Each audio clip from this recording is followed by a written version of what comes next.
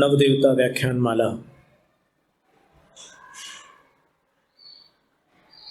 मध्यांतर के पश्चात पुनः प्रारंभ की जाती है और इसमें एक ऐसी गाथा आई है 5 परमेष्ठियों को लेकर जो अभी तक शास्त्रों में तो देखने नहीं मिली, पर कहीं ना कहीं से आई अवश्य है। अब किसी की जानकारी में हो तो खोज कर सकते हैं। अरहंता 6 आला, सिद्धा 8 सूर 36, ओझाया पणवीसा, साहुणं होते 28। ये 5 परमेष्ठियों के गुणों की संख्या दी हुई है। अरहंता 6 आला, 46 अरहंतों की, सिद्धा 8 सिद्धों के 8, सूर्य 36 आचार्यों के 36, उपाध्यायों के 25, साहुण 28 होते, साधुओं के गुण 28 होते हैं, ऐसा लिखा है। पर अभी अपन देखते हैं उपाध्याय परमेष्ठि के जो गुण हैं पूर्वाचार्यों ने गाथाओं में क्या लिखा है, क्योंकि अरहंत, सिद्ध और आचार्य परमेष्ठियों का वर्णन अपन ने 3 महीनों में सुना था, समझा था, पढ़ा था। अब उपाध्याय परमेष्ठि का जो चित्रण है तिलोय पंडिती ग्रंथ की चौथी गाथा में, अन्नाण घोर तिमिरे दुरंत तीरम हिंडमाणाणम,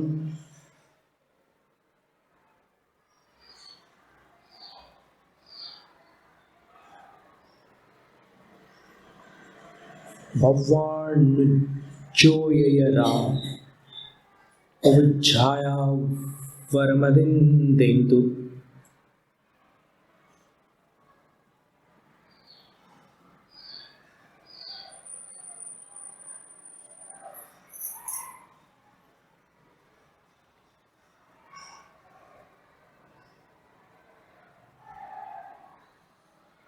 अभी तक जितने ग्रंथों का स्वाध्याय हो चुका है अपने जीवन में, उनमें से ढेर सारे ग्रंथ यहीं सोलापुर से संबंधित हैं।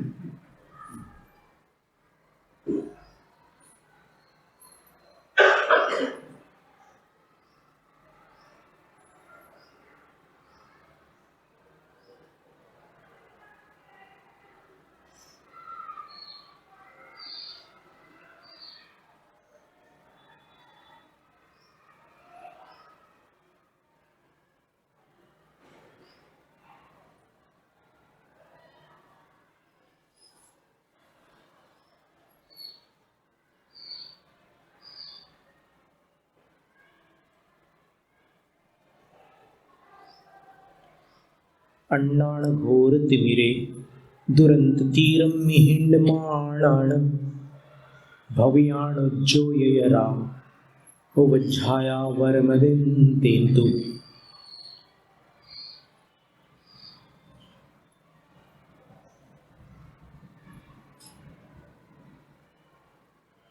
जिसका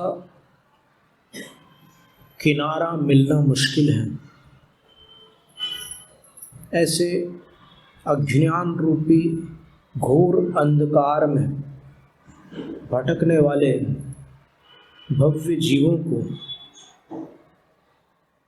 प्रकाशित करने वाले, प्रकाश प्रदान करने वाले उपाध्याय परमेष्ठियों से हम यतिवृषभाचार्य प्रार्थना करते हैं कि सब भव्य जीवों को आप उत्तम मति प्रदान करें, सम्यक ज्ञान का दान करें। उपाध्याय परमेष्ठियों से निवेदन है, प्रार्थना है, अभ्यर्थना है कि वो हमें सम्यक ज्ञान प्रदान करें। नियम सार ग्रंथ में कुंद आचार्य लिखते हैं, ऋण तय संयुक्ता जिण कही अपयथ देशया सूरा, निकंक भाव सह्या ओझाया ईरिसा हुंती, जो रत्नत्रय से संयुक्त है। अब यहाँ पर रत्नत्रय में जो सम्यक चारित्र है वो संयमाचरण रूप सम्यक चारित्र है, और उसमें भी अनगार संयम चारित्र है। उन उपाध्यायों की बात चल रही जिन्होंने अनगार संयमाचरण रूप सम्यक चारित्र को अंगीकार किया है, और जो सम्यक दर्शन सम्यक ज्ञान से संपन्न है ही, वे उपाध्याय परमेष्ठी रत्नत्रय से युक्त हैं, और जिनेन्द्र द्वारा सर्वप्रथम दिव्य ध्वनि में जिनका कथन किया गया था, ऐसे पदार्थों के देशक उपदेशक हैं। यानी जिनेन्द्र प्रणीत पदार्थ तत्वों के, अस्तिकाय और द्रव्यों के उपदेशक, और जो शूरवीर हैं अपने आचरण में भी और अपने वक्तव्य में भी भयवश वो अन्यथा प्रतिपादन नहीं करते। वो सत्य वक्ता है, और सत्य वक्ता वही होता है जिसके अंदर साहस है। कायर लोग सच नहीं बोलते, इसलिए शूरवीर है। और निकंक भाव से ही हम वो जो बोल रहे हैं, जिन साधुओं को वो शिक्षा प्रदान कर रहे हैं और अन्य भव जीवों को भी जो उपदेश दे रहे हैं,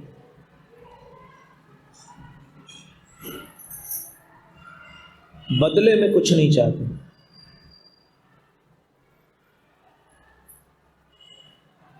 ये आगम है और ये उसका विवरण है।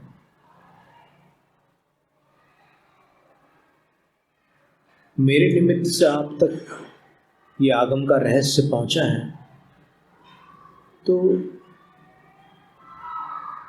आप भले ही अपने आप को मेरा ऋणी समझो, लेकिन मुझे किसी दक्षिणा की आवश्यकता नहीं है। मुझे इस धर्मोपदेश के बदले आप लोगों से कुछ नहीं चाहिए।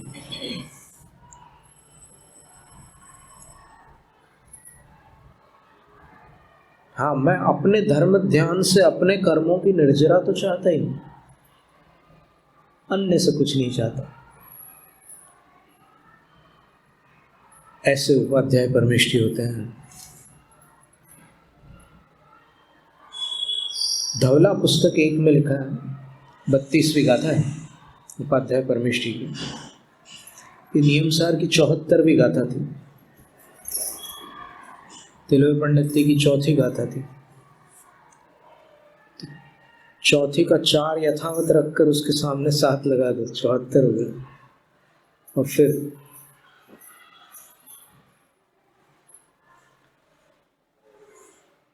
धवला की 32वीं गाथा पहली पुस्तक की,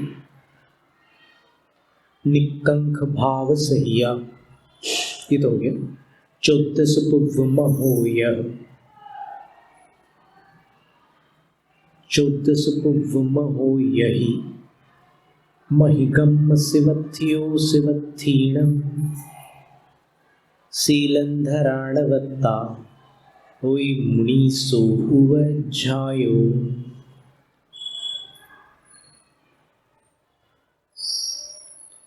वस्तुतः उपाध्याय परमेष्ठी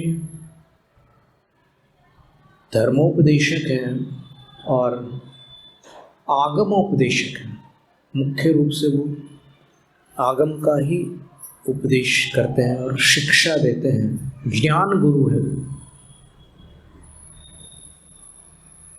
उनको श्रुत गुरु कहते हैं, और आचार्य को दीक्षा गुरु कहते हैं। ये उपाध्याय श्रुत गुरु कहलाता है, क्योंकि ये श्रुत ज्ञान में बड़े होते हैं सबसे, और श्रुत देने में अत्यंत निपुण होते हैं। कठिन से कठिन विषय को सरल से सरल बनाने की क्षमता इनके पास होती है।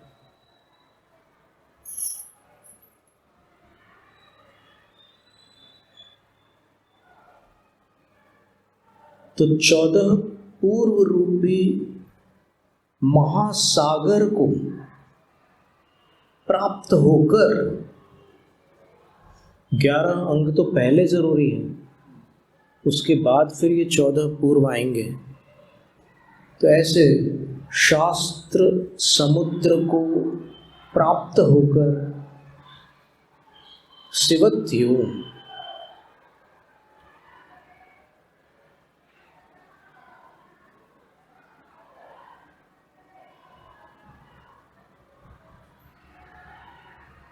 मोक्ष के लिए जो उत्कंठित हो चुके हैं और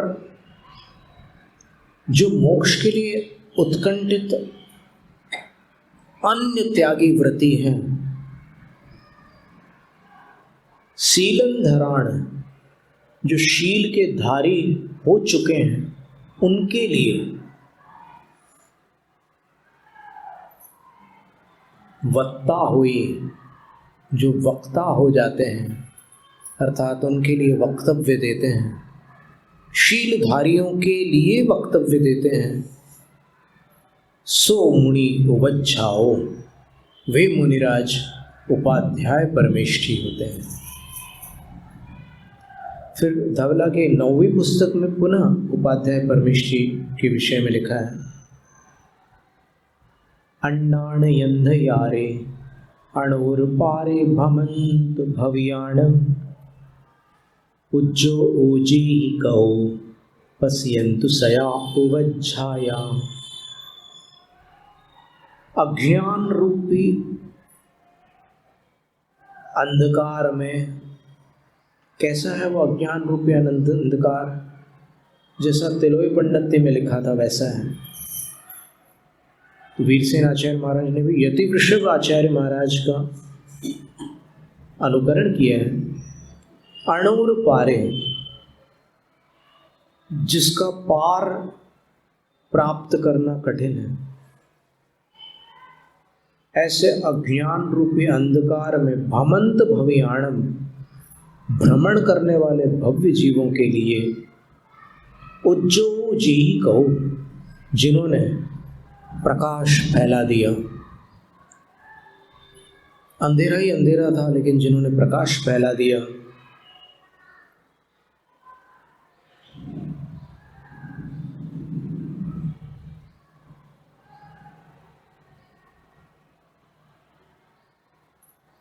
वे उपाध्याय परमेष्ठी सया पश्यन्तु, सदैव हमारी विशुद्धि का कारण बने।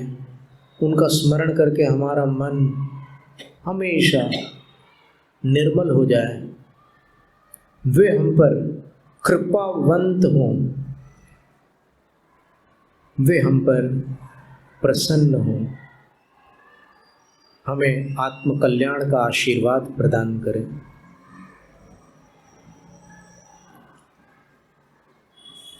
मूलाचार ग्रंथ के षडावश्यकाधिकार में उपाध्याय परमेष्ठी के विषय में 511वीं गाथा है।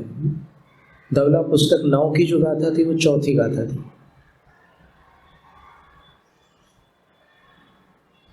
बार संगे जिणखादम सज्जायम कथितम बुधे उपदेशै सज्जायम तेनु वज्झाउ उच्चते।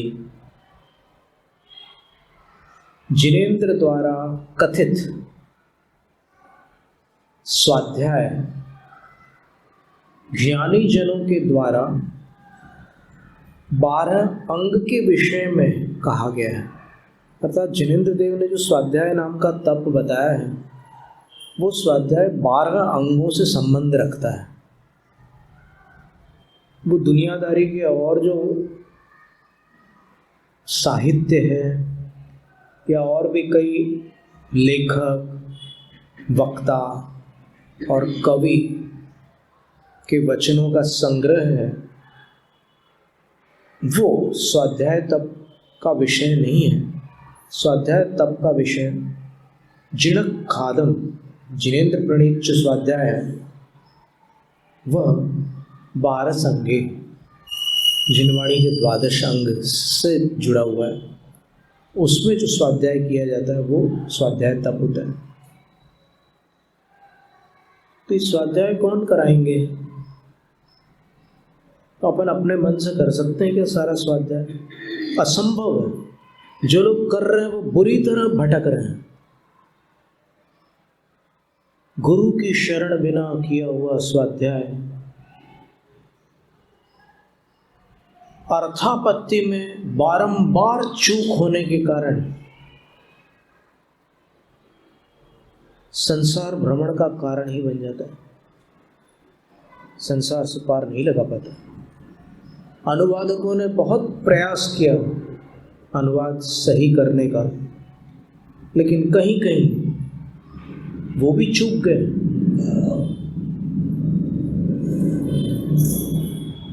कई स्थानों पर उनकी मति भी असमर्थ हुई। पंडित टोडरमल जी प्रशंसनीय विद्वान हैं, जिन्होंने गोमट सार का अनुवाद करते समय अपनी ढूंढारी भाषा में एक पंक्ति अनेक स्थानों पर लिखी है। वो पंक्ति ये है कि याको अर्थ मोकू भासे नाही है, ताते को विद्वान मिले तो उनसे जान लेना। ये उनकी विनम्रता है और प्रशंसनीय है। जिसका अर्थ नहीं पता वो लिखित रूप से कह रहे हैं कि इसका अर्थ मुझे नहीं पता, और ये उनकी सत्य निष्ठा है कि वो अर्थ का अनर्थ न करके अर्थ का अर्थ न करना पसंद कर रहे हैं। जिस अर्थ का उनको बोध नहीं है वो अर्थ नहीं दे रहे हो और कह रहे हैं कि विद्वान से पूछ लेना। मोक्ष मार्ग प्रकाशक के प्रारंभ में एक पंक्ति आती है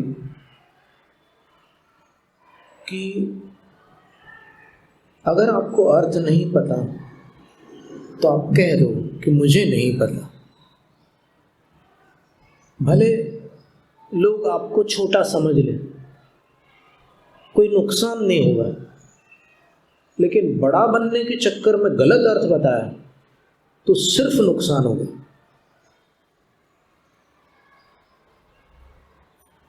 और वहां तो उन्होंने ये भी लिखा है मोक्ष मार्ग प्रकाशक में कि मुझे इस समय इसका अर्थ ज्ञात नहीं है, मैं प्रयास करूंगा, मैं शास्त्रों का आलोडन करूंगा, मैं उस अर्थ को ढूंढूंगा, तुम भी ढूंढना। यदि मुझे पहले मिल गया तो मैं तुम्हें बता दूंगा, अगर तुम्हें पहले मिल जाए तो तुम मुझे बता देना। कितनी सुंदर बात है।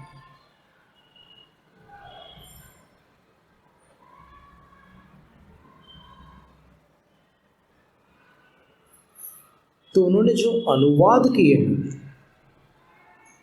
वो अनुवाद उन्होंने अपनी सत्यनिष्ठा से किए हैं। फिर कालांतर में जब स्वाध्यायकर्ताओं ने उन गाथाओं की टीकाओं को पढ़ा, उनकी व्याख्याओं को देखा, तो कहीं कहीं पर अनुवाद में मूल से भिन्नता आ रही है। पंडित टोडरमल जी ने जो अनुवाद किए हैं वो अनुवाद मूल से थोड़े भिन्न जा रहे हैं। जैसे एक गाथा हम आपके सामने रखते हैं, गोमट सार जीवकांड की 27वीं गाथा है। सम्माईठी जीवो उवीठम पवयणंत सदहदि सदहदि असद्भावो अजानमानो गुरुनियोगा। तो इसमें शब्दार्थ में वो चूक गए हैं, ये कोई आलोचना नहीं है। बड़े बड़े लोग चूक जाते हैं। उमा स्वामी आचार्य महाराज कहते हैं कि कौन विमुह्यति शास्त्र समुद्र, शास्त्र समुद्र के समान है, इसमें कौन नहीं भटक सकता है, कोई भी भटक सकता है।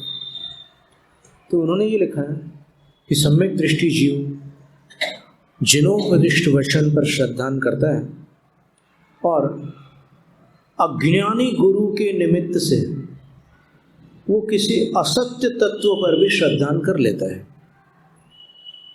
पर गाथा का अर्थ कुछ भिन्न है। गाथा का अर्थ ये है अजान मानो गुरु नियोगा असद्भावम सदहति। इसका अर्थ ये है अजान मानो जो है वो गुरु का विशेषण नहीं है, शिष्य का विशेषण है। तो देखो दोनों अर्थों में बड़ा अंतर आ जाता है। उन्होंने जो अर्थ किया उसमें उन्होंने लिखा है कि वो अज्ञानी गुरु के निमित्त से मिथ्या श्रद्धान कर लेता है, लेकिन फिर भी सम्यक दृष्टि रहता है, क्योंकि उसने जिन वचनों पर श्रद्धान किया है उसको जिन वचन मानकर श्रद्धान किया।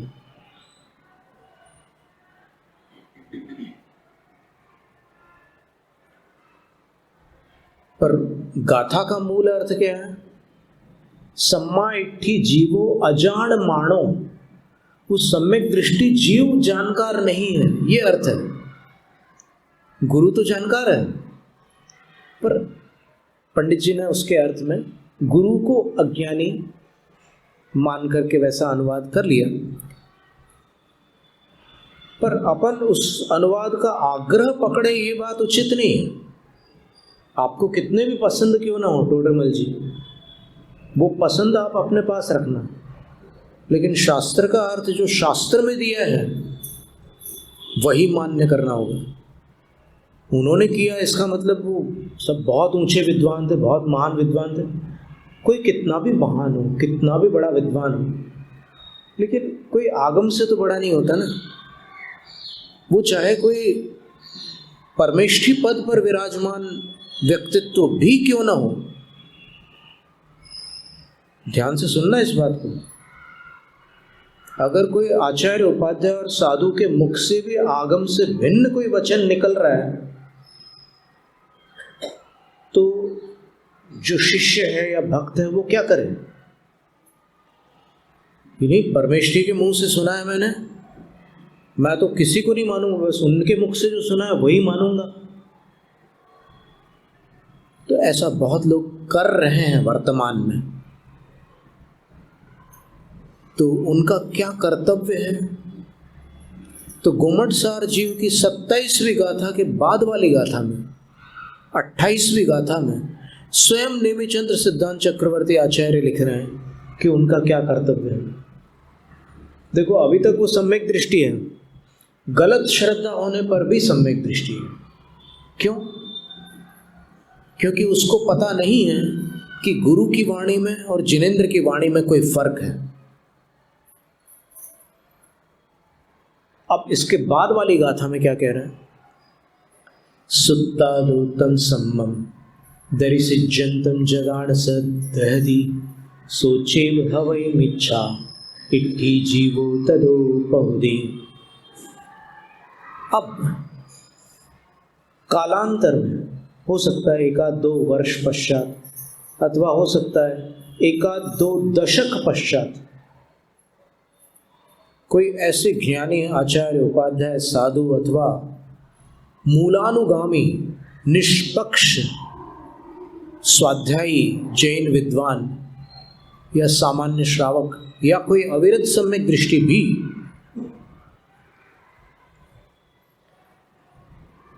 उनको आगम दिखाते हैं कि हे गुरुवर नमस्ते, आप जो कह रहे हैं वो आगम से थोड़ा भिन्न है। वो सम्यक दृष्टि है जिन्होंने आगम से भिन्न कथन किया है, क्योंकि उन्होंने गुरु के नियोग से वो श्रद्धान किया, ये मानकर किया कि गुरुवाणी और जिनवाणी में कोई अंतर नहीं है। लेकिन अब ये प्रसंग सामने आ गया कि सामने जिनवाणी है और गुरुवाणी तो उनके अंदर है ही। तुम सम्मम दर्शित जनतम, सम्यक प्रकार से उनको वो दर्शाते हैं। ये आगम क्या कह रहा है, उनको समझ में आ जाता है कि गुरुवाणी और जिनवाणी इनमें अंतर पड़ रहा है।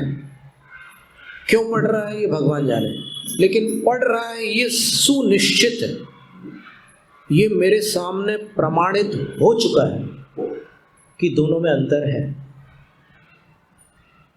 तो अब वो सम्यक दृष्टि जीव जगा न सद्यति, जब श्रद्धा नहीं करता किस पर,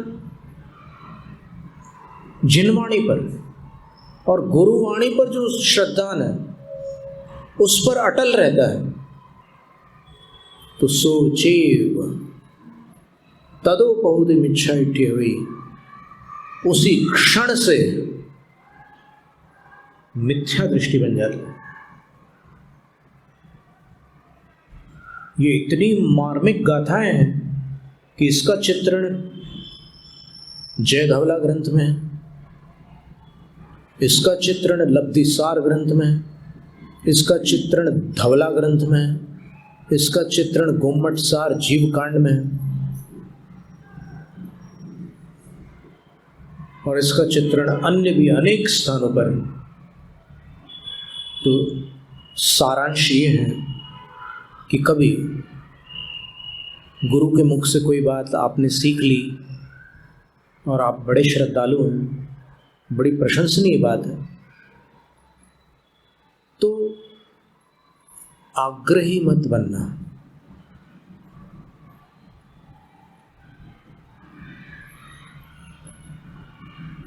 आचार्य लिखते हैं, चाहे वो कसाय पाउड ग्रंथ की गाथा हो, चाहे लब्धिसार की, चाहे गोमटसार जीव कांड की, चाहे अन्य किसी भी ग्रंथ की, ये वाली गाथा की, इसमें आचार्य स्पष्ट रूप से लिखते हैं कि ये जिन शासन निष्पक्ष सत्य को ही ग्राह्य बताता है, और निष्पक्ष सत्य के प्रणेता सिर्फ सर्वज्ञ जिनेंद्र देव होते हैं। अगर गुरु के मुख से भी निष्पक्ष सत्य कारणवश नहीं निकल पाया हो, अथवा निकला हो पर शिष्य की समझ में कुछ और आ गया हो, तो वो पक्षपात, गुरु का पक्षपात भी उसको क्षण मात्र में मिथ्या दृष्टि बना सकता है, अगर वो आगम का पक्ष छोड़कर गुरु का पक्ष ग्रहण करे तो। क्या निष्पक्ष है जिन शासन, अद्भुत। और ये स्वयं गुरु लिख रहे हैं, गुणधर आचार्य, जय धवला षटखंड कसाय पाहुड़ ग्रंथ के रचयिता है, नेमिचंद्र सिद्धांत चक्रवर्ती गोमटसार जीवकांड और लब्धिसार के रचयिता है। वो स्वयं लिख रहे हैं कि जब जिनवाणी और गुरुवाणी में अंतर मिले तो जिनवाणी को पकड़ लेना अगर सम्यक दृष्टि रहना चाहो तो, और अगर सम्यक दर्शन का आपको सम्यक दर्शन से लगाव न हो तो गुरुवाणी को पकड़ लेना, जिनवाणी को त्याग देना। पर ये भी याद रखना, समंतभद्राचार्य महाराज ने रत्नकर्ण श्रावकाचार्य में कहा है कि इस संपूर्ण जगत में, तीनों लोक में और तीनों काल में मिथ्यात्व के समान कोई शत्रु नहीं है और सम्यक्त्व के समान कोई हितकारी मित्र नहीं है। इसलिए चयन आपके ऊपर छोड़ा। माँ ने बाध्य नहीं किया संतान को कि मैं कह रही हूं वैसा ही मान, तू विवेकी है, जो दिखाए सो कर ले। अगर तेरे को मिथ्यात्व अच्छा लगता है तो स्वतंत्र है, पर मैं तुझे इतना बता सकती हूँ कि मिथ्यात्व के कारण तू अनादिकाल से अनंत भाव धारण कर चुका है और अनंत काल तक अनंत भाव धारण करेगा, इसलिए तेरा कल्याण सम्यक दर्शन में ही होगा। इतना बता सकती हूँ। पर तुझे अगर सम्यक दर्शन ना पसंद है तो फिर तुझे कौन मना सकता है। माँ तो अपने बेटे को कह ही सकती है ना कि व्यसन मुक्त रहना, लेकिन बच्चे को अगर शराब पसंद है तो 24 घंटे माँ पहरेदार थोड़ी बनी रहेगी। तो इतनी बड़ी बात कह दी यहाँ पर। इसलिए इन गाथाओं से ये सूचित होता है कि गुरु से बड़ी जिनवाणी है। आजकल एक बड़ा समूह है जो गुरु को जिनवाणी से ऊंचा मानता है, आपको पता नहीं होगा। एक बड़ा विशाल समूह है जो गुरु को जिनवाणी से ऊंचा मानता है। वस्तुतः जो गुरु जिनवाणी से भी ऊंचे स्थान पर है वो मात्र गणधर देव है। आजकल के गुरु नहीं, आजकल के गुरु तो उस जिनवाणी के सामने बहुत छोटे, बहुत। अगर वो जिनवाणी का उल्लंघन करेंगे तो गुरु नहीं रह जाएंगे, याद रखना। तो कौन बड़ा हुआ? जिनवाणी बड़ी हुई ना। और मंगलाचरण में अपन क्या पढ़ते हैं? अविरल शब्द घन प्रक्षालित सकल भूतल कलंका मुनिभिर उपासित तीर्था सरस्वती हरतु नो दुरितम। मुनियों के द्वारा उपासित तीर्थ रूपा जिनवाणी माता सरस्वती है। तो जो उपासित है वो बड़ा है या उपासक है वो बड़ा है? मुनि भी उपासित तीर्थ, मुनियों द्वारा उपासित है जिनवाणी। तो मुनि जिनकी उपासना कर रहे हैं वो मुनि से बड़ी हुई कि नहीं हुई? निश्चित हुई। और भी ऐसी बहुत सारी युक्तियां हैं इसमें और आगम भी है कि गणधरों की बात छोड़ो, क्योंकि उन्होंने तो रचना की है, द्वादशांग के रचयिता है वो। लेकिन जो बाकी हैं, जो उत्तरकालीन उनकी शिष्य परंपरा के जो आचार्य आदि हैं, वो जिनवाणी से बड़े हो ही कैसे सकते हैं? अगर जिनवाणी के एक अक्षर पर वो श्रद्धान करना छोड़ दे तो तुरंत मिथ्या दृष्टि हो जाएंगे। आप विचार करो। भगवती आराधना की 38वीं गाथा में लिखा है, पदमक्षरम च एकम नहु रोचेदि जो सुप्त निदिठम अवशेषम रोचंतो मिच्छा इट्ठी मुड़े यवो। एक पद अथवा एक अक्षर पर भी जिसको श्रद्धा नहीं है वो शेष समस्त आगम पर श्रद्धालु होकर भी मिथ्या दृष्टि होता है। बहुत बड़ी बात है। तो इसलिए देव शास्त्र गुरु ये क्रम है। पंडित तोडरमल जी ने देव गुरु शास्त्र लिखा है मोक्ष मार्ग प्रकाशक में, और सर्वार्थ सिद्धि ग्रंथ में चैत्य गुरु प्रवचन पूजादि लक्षणा सम्यक्त्व वर्धिनी क्रिया सम्यक्त्व क्रिया, सम्यक्त्व क्रिया का वर्णन करते हुए पूज्यपाद आचार्य महाराज ने चैत्य गुरु प्रवचन ये क्रम लिखा है।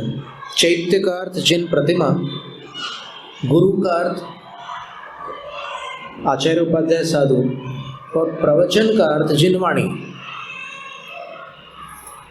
तो ये क्रम महानता का क्रम नहीं है। कभी कभी वक्तव्य में भी क्रम भिन्न होता है। अगर आप बड़े छोटे का क्रम देखोगे तो नमोकार मंत्र का क्रम बदलना पड़ेगा। क्यों? क्योंकि नमोकार मंत्र में जो सबसे बड़े हैं वो सिद्ध भगवान है, लेकिन नमस्कार का क्रम जो रखा गया है उसमें पहले अरहंत को नमस्कार किया गया।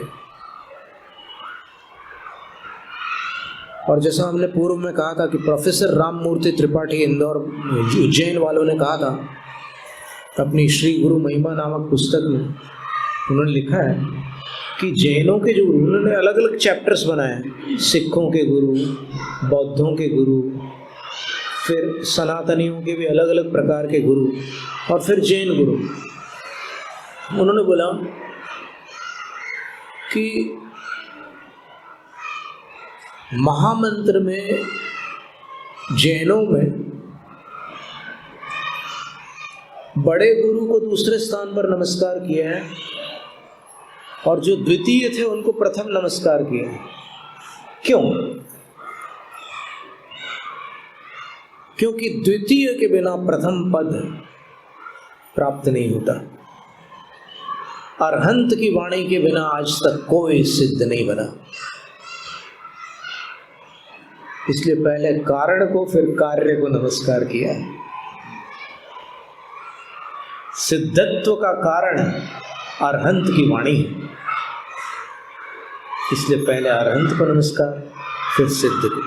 फिर धवला में और दूसरे हेतु दिए हैं कि क्रम ऐसा क्यों है।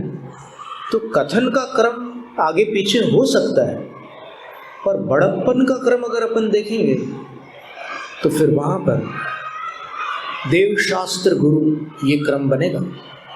और तीर्थंकर प्रकृति की जो 16 कारण भावना है वहां पर भी आप देखो, अरहत आचार्य बहुश्रुत प्रवचन भक्ति, तो अरहंत, फिर आचार्य, फिर बहुश्रुत यानी उपाध्याय, और फिर प्रवचन यानी जिनवाणी।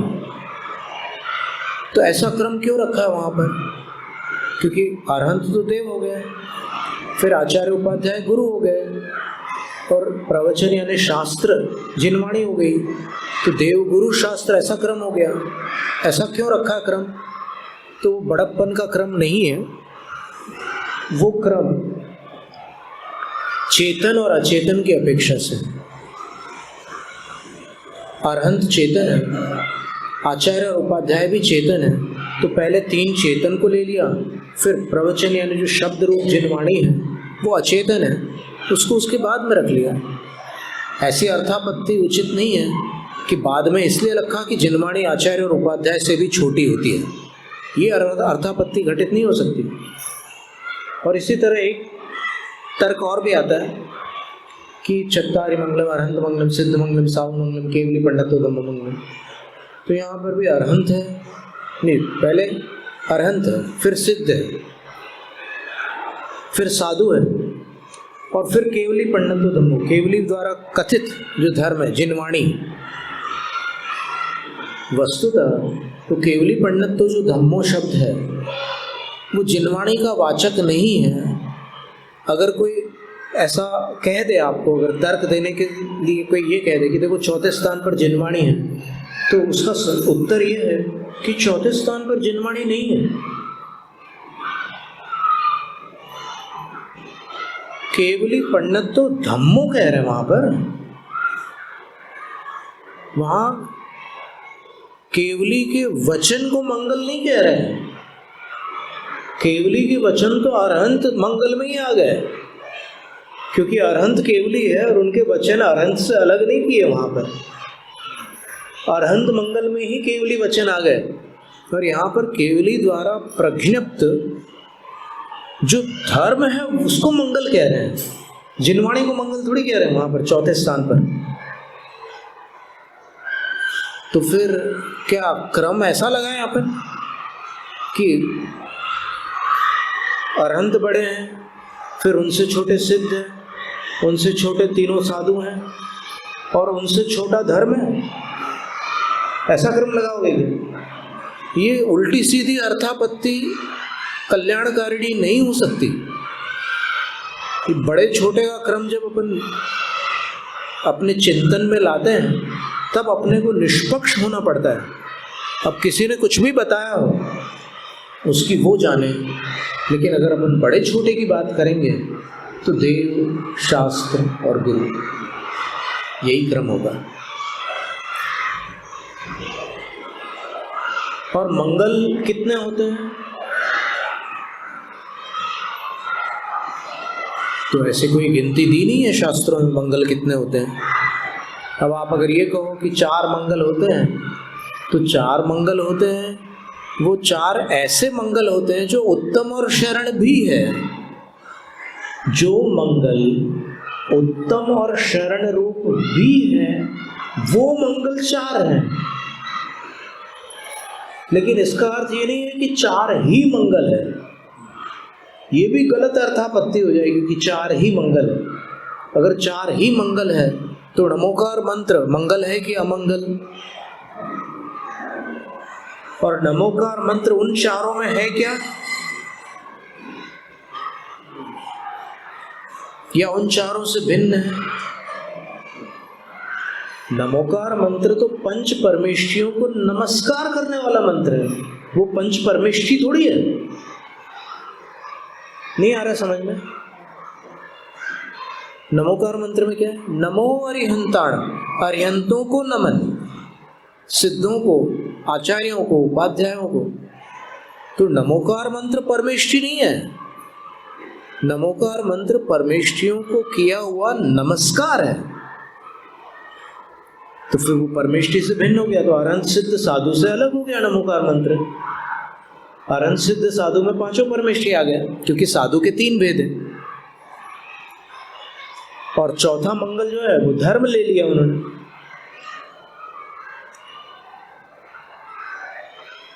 तो ऐसी स्थिति में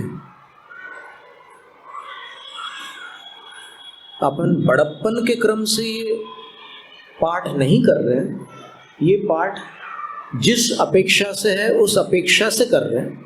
इसमें अपन बड़े छोटे का विभाग नहीं कर रहे हैं। अब बड़े छोटे का जब विभाग करोगे तो सिद्ध सबसे बड़े हैं, दूसरे स्थान पर अरहंत है, फिर आचार्य हैं, फिर उपाध्याय हैं, फिर साधु हैं। और धर्म तो इतना बड़ा है कि यदि धर्म ना हो तो ये कोई ना हो। धर्म के ही कारण इन सब का अस्तित्व है। सिद्ध भक्ति में भी अंचलिका लिखी कुंद आचार्य महाराज ने, वो लिखते हैं, इच्छा में उनते सिद्ध भक्ति काउ सको कहो दसालोच्यो। सबसे पहले क्या लिखते हैं? सम्मदन्नाण सम्मदंसण सम्मचरित्र जुत्ताणम। जो सम्यक दर्शन, सम्यक ज्ञान और सम्यक चरित्र, इनसे युक्त हैं, उन सिद्धों को मैं अर्चन, पूजन, वंदन, नमन करता हूं।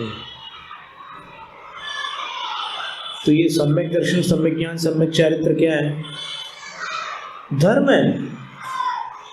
इसको उमा स्वामी आचार्य महाराज ने मोक्ष मार्ग कहा है, समंतभद्र आचार्य महाराज ने इसको धर्म कहा। रत्नकरण श्रावकाचार्य में 3री कारिका में सदृष्टि ज्ञान वृत्तानि धर्मम धर्मेश्वरा विदु। इसलिए अभी अपन बड़े छोटे के उसमें न जा करके अपन कल्याण की ओर ध्यान दें।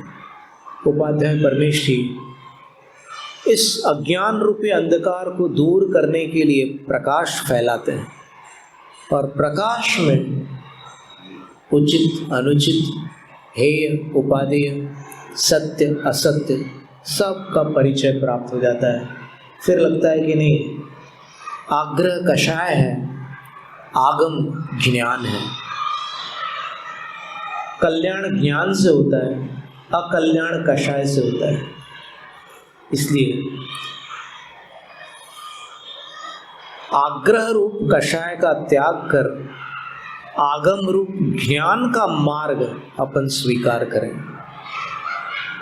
उपाध्याय परमेष्ठी ये सिखाते हैं। जैनम जैन शासन, शास्त्र पठन में मेरे द्वारा यदि जो कहीं कहीं प्रमाद से कुछ अर्थ वाक्य पद मात्रा छूट गई, सरस्वती मेरी उस त्रुटि को कृपया क्षमा करें और मुझे कैवल्य धाम में मां अविलंब धरे।